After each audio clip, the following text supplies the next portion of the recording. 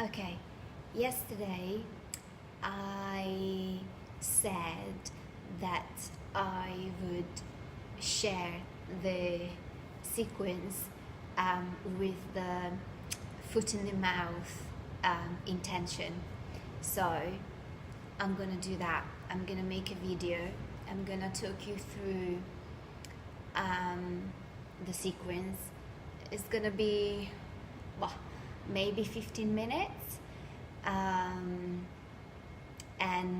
as a background, you have the sound of the sea, which is just over there doing its own things. So that's quite nice. Okay, so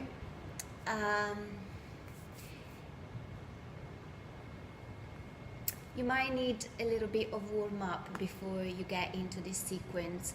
So to warm up, you can kind of shake around a little bit, or I can't remember which videos I've already uploaded and shared on YouTube. But probably one of those would be enough to just get a little bit of heat in the hips. So what you need to do is to get yourself into down dog. And just kind of like move a little bit side to side, get a little bit of heat into your hands, run around the shoulders a little bit. This is all plus, but extra. Okay. So you can bring your feet together, or you can keep your feet wider than your hips. You're going to get space into the front of the legs. So what I think about in here is that someone is trying to lift me up from my pelvis as I reach the heels back. And underneath my heels, I imagine there are two springs. So I press back and down as much as like two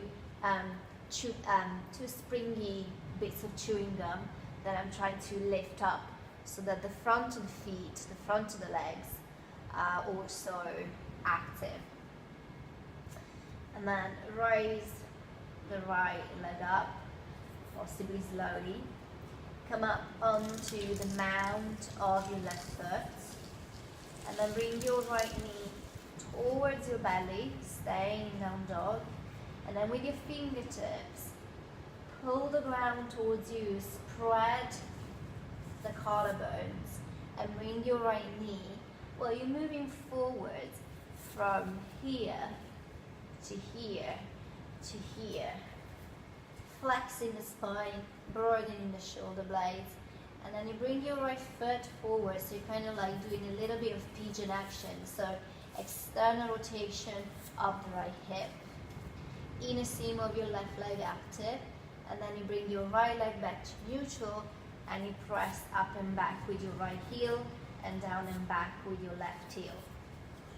And then up again onto the mount of the left foot. Right knee towards you, using your center. You can curve your head in, and then you move forwards slowly. External rotation of the hip. Then you bring your right shin or your right heel to touch your left leg. Bring the front of the ribs in a little bit. Narrow the space between the bones at the front of the pelvis. And you bring your left knee to touch the floor. And then with your hands, you push the floor away and you lean the pelvis back towards your left heel.